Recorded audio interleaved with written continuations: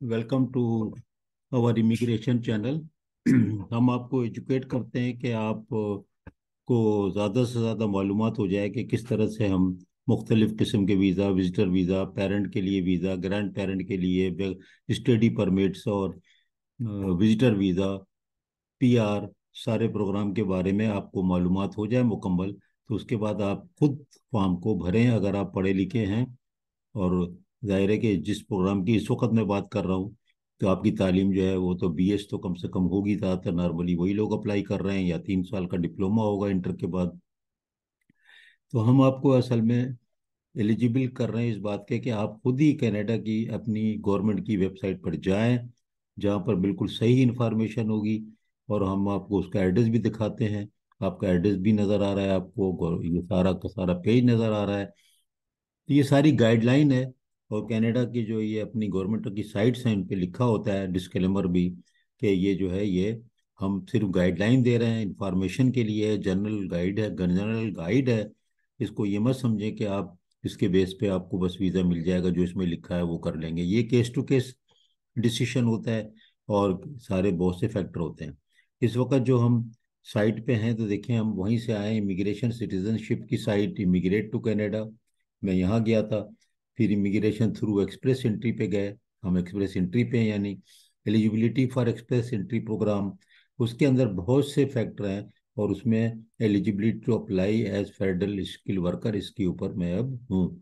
तो इस तरह से आप जा सकते हैं, आप डायरेक्ट भी लिख सकते हैं। लेकिन जाहिर है ये चीज़ तो नहीं पता होती ना कि 6 फैक्टर, अब कैसे आपको पता होगा, यहाँ कैसे जाएंगे।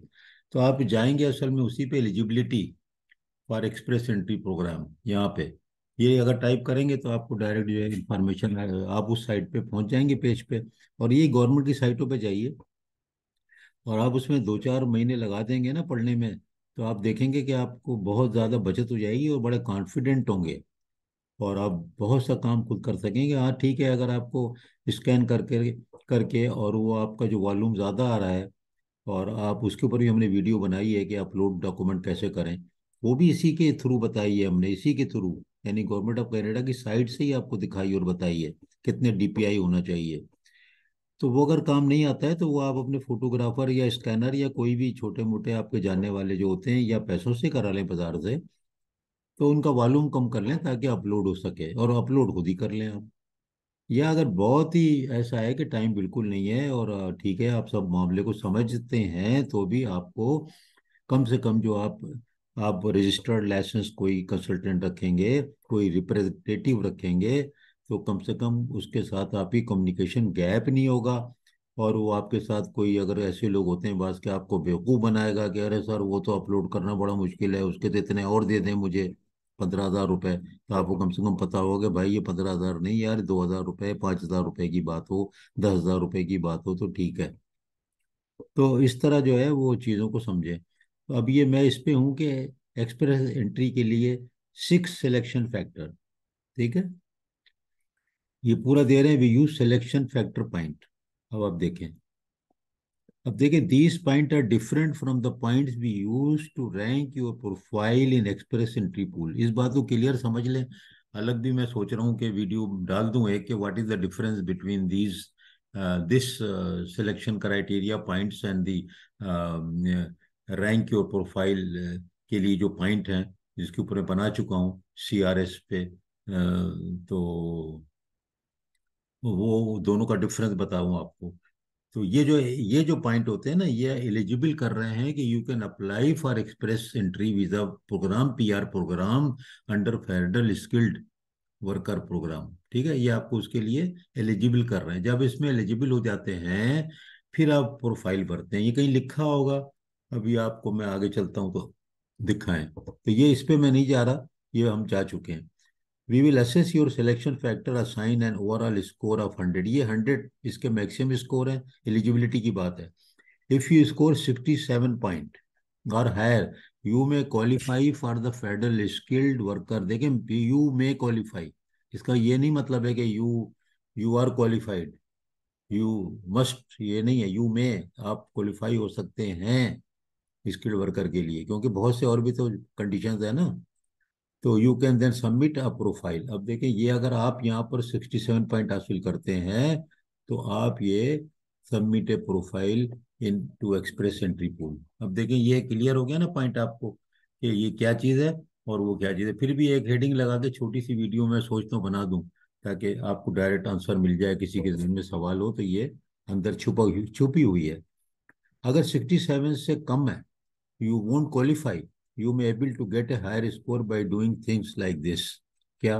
Improving your language skill, degree या डिप्लोमा और उसको आगे बढ़ाइए, और आपके पास कोई जॉब ऑफर आ जाए कनाडा से, तो इस किस्म की कोई चीज़ अगर हो जाए तो फिर आपको बहुत फायदा हो जाएगा। पॉइंट कौन कौन से हैं? पॉइंट ये हैं: लैंग्वेज स्किल, एजुकेशन पॉइंट, एक work experience point, age point, arrange employment in Canada point and adaptability point. ये जो है ना, ये सारी चीज़ें हैं। अब देखो इसके पॉइंट कितने हैं? 28 है। अब इस 28 में से कितने लेते हैं, ये डिपेंड करता है कि आपका ग्रेड क्या आता है। अगर आपकी ग्रेड अच्छे इसमें आ रहे हैं लैंग्वेज टेस्टिंग में, आप अप्रूव्ड लैंग्वेज टेस्ट लेंगे। दो ये अप्रूव टेस्ट दिया हुआ है इंग्लिश का, ये यूज़ कर रहे हैं इस वक्त CBL for English. Approved language test जो इनके पास है, you must take an approved language test, approved language test. ये देखें, ये लिखा हुआ है, ये आ गया, लैंग्वेज टेस्ट वी एक्सेप्ट। ये देखें, ठीक है।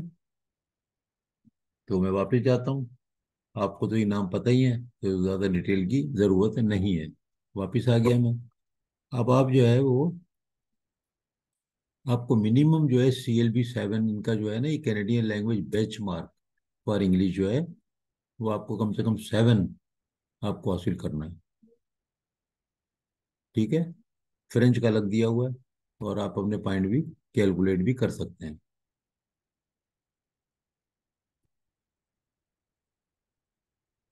ओके।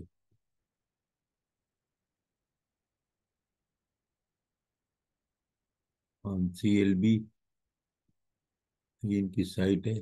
वापस जाता हूँ मैं, इस डिटेल में हमें जाने की इतनी ज़रूरत है नहीं।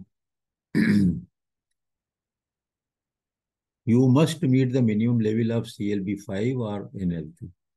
You must get a minimum level of CLB 7 for official language in all four language areas. To get point for the second official language, you must meet the minimum level of 5. यानी English में अगर 7 मांग रहे हैं तो जो French है उसमें 5, अगर फ्रेंच मेन है तो उसमें 7 है, तो इंग्लिश भी आती है तो 5। तो आपको देखें इसमें एडवांटेज हो जाता है बहुत से लोगों को, यूरोपियन लोगों को। और बहुत से लोग जो है ना मिडिल ईस्ट के, जो फ्रेंच कॉलोनी थी, तो वो लोग फ्रेंच भी जानते हैं। जैसे अल्जीरिया है, वो फ्रेंच भी वहाँ के लोग सारी जानते हैं अच्छी तरीके से। तो फ्रेंच भी जानते हैं, इंग्लिश भी जान गए हैं, तो वो दोनों उनके लिए बड़ा उनको आसान होता है।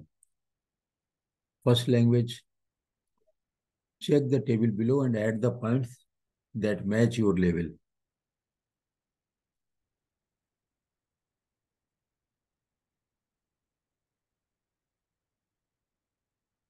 बिलो CLB 7 जो है फर्स्ट लैंग्वेज, वो उसमें अगर आप साथ, आपका लेवल नहीं है, तो फिर वो आप नॉट एलिजिबल है। ये देखें, बड़ी इंपॉर्टेंट बात है। तो आपको कंडीशन आ गई कि इससे कम नहीं होना चाहिए। सेकंड ऑफिशियल लैंग्वेज, ये 4 पॉइंट, मैक्सिमम एजुकेशन के 25 पॉइंट हैं। ये देखें, ये सारी चीज़ें आ गई। अब आपको असेसमेंट कराना ज़रूरी है। असेसमेंट हमेशा से कराना ज़रूरी होता है। आप उसका असेसमेंट कराएं।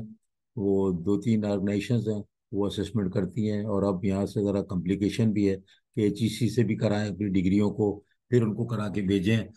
और वो प्राइमरी सेकेंडरी स्कूल जो है ना, वहाँ की भी आपको अब डिप्लोमा डिग्री और सर्टिफिकेट होते हैं, वो भी आपको अब पाकिस्तान में कराने पड़ते हैं, वरना HEC करता नहीं है।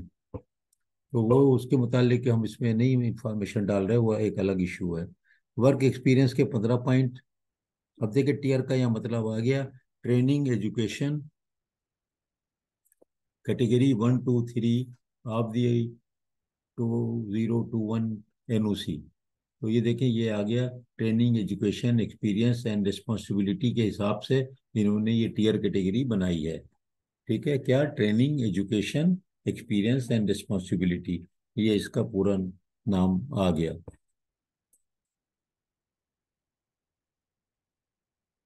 ये चीज़ें बात हो चुकी है। फाइंडिंग एनओसी,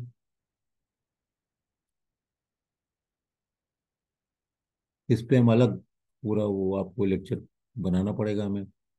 मैक्सिमम पॉइंट की बात कर रहे हैं हम। अगर आपका तजुर्बा जो है 1 साल का है तो 9 पॉइंट हैं, और 2 से 3 के 11 हैं, 4 से 5 के 13 हैं, 6 और मोर के 15 हैं। एज, अब आप देखें कि ये अगर आप, आखिर आखिर जाऊं मैं, अगर आप 47 से ऊपर हैं तो फिर 0 नंबर मिलेंगे। अच्छा, इसमें ये मतलब नहीं है कि आप 47 से ऊपर है 0 मिलेंगे तो नहीं होगा, ये नहीं। इसका आप कहीं कैलकुलेट कर लें। टोटल पॉइंट 67 होने चाहिए, टोटल पॉइंट 67। तो हो सकता है आप पीएचडी हो, आपकी स्पाउस भी पीएचडी हो या एमएस हो, और उसके बाद जो है वो आप का कोई बहन भाई वहाँ पर रहता हो, तो ये सारी चीज़ें भी तो हो सकती हैं। तो अगर आप जो है वो यहाँ पे 0 भी मिलेंगे तो भी आमतौर पे अचीवमेंट हो जाता है 67 पॉइंट का। ऐसे लोग हैं जिन्होंने 47 के बाद लिया है, वहाँ पर रह रहे हैं। ठीक है ना। अगर अरेंज अरेंज एम्प्लॉयमेंट है फिर तो आपके मजे ही आ गए, 10 पॉइंट इसके आपको मिल गए सीधे सीधे। और वो जॉब जो है वो कैटेगरी के हिसाब से लिस्टेड उसी नंबर होना चाहिए, पक्की पक्की होनी चाहिए, कम से कम 1 साल की होनी चाहिए जॉब ऑफर लेटर। तो वो आप है, तो वो आपको उसको 10 नंबर मिलेंगे।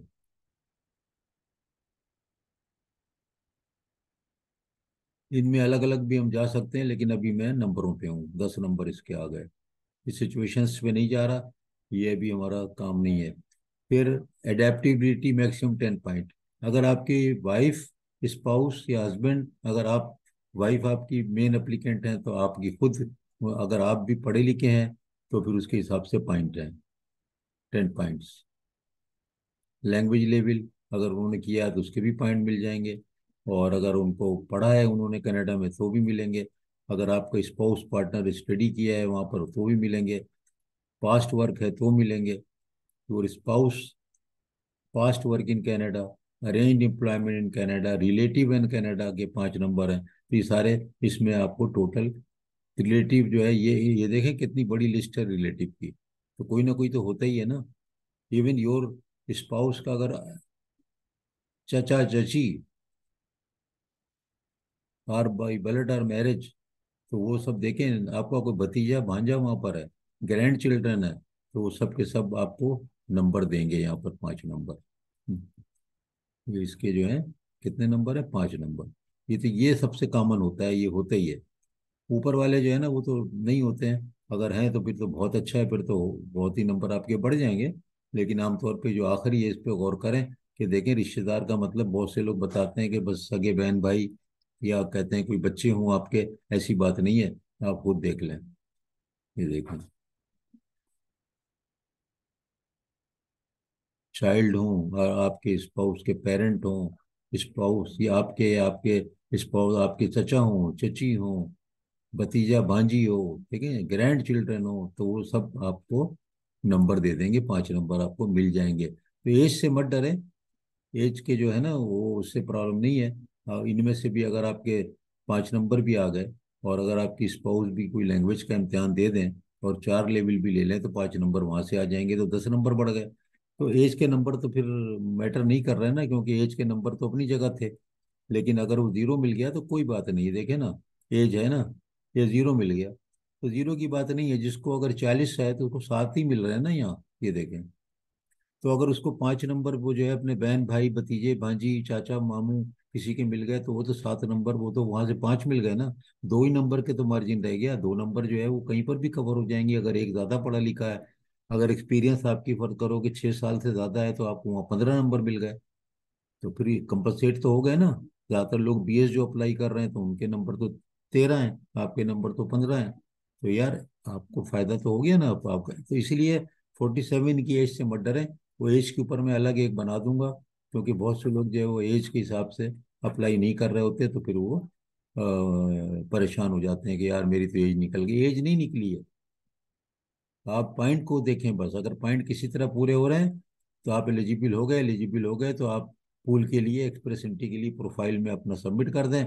और अगर उसमें नंबर भी अच्छे हैं प्रोफाइल में आपके, और वो एक अलग मैं वीडियो बना रहा हूँ कि प्रोफाइल में अच्छे नंबर किसको कहते हैं, कट ऑफ क्या है, तो वो 400-500 होता है, बहुत ज़्यादा नहीं है। 800-900 हज़ार तो आ ही जाते हैं नंबर आपके, जो पढ़े लिखे इंजीनियर हैं और डॉक्टर्स हैं और प्रोफेसर हैं। तो बहुत अच्छी इन्फॉर्मेशन है, मैं एक अलग इस पे बना दूंगा कि कितने मार्क्स आने चाहिए सीआरएस में। उसके हिसाब से आपको एक और लेक्चर बना देंगे। लेकिन आप समझ लें 500-600, लास्ट भी जो कट ऑफ था 500-600 पे ही था, जो हुई थी। 500, 600, 400 बहुत है। आपके नंबर देखें प्रोफाइल पे जाकर के, जो मैंने एक वीडियो बनाई है उस पर जाके देखें, आपके नंबर इंशाल्लाह ज़्यादा ही आने वाले हैं। कुछ शेयर कर दें इस 6 फैक्टर वाली जो हमारी ये है। और सिर्फ ये एजुकेशनल है, गाइड है, कोई भी इसका हमारी जिम्मेदारी नहीं है। आप हम हमेशा आपको कैनेडियन उसकी साइट पे जाके दिखाते हैं, और वहाँ भी लिखा है कि ये यहाँ पर हमारी गाइडलाइन है, और ये कोई लीगल डॉक्यूमेंट नहीं है। बहुत बहुत शुक्रिया।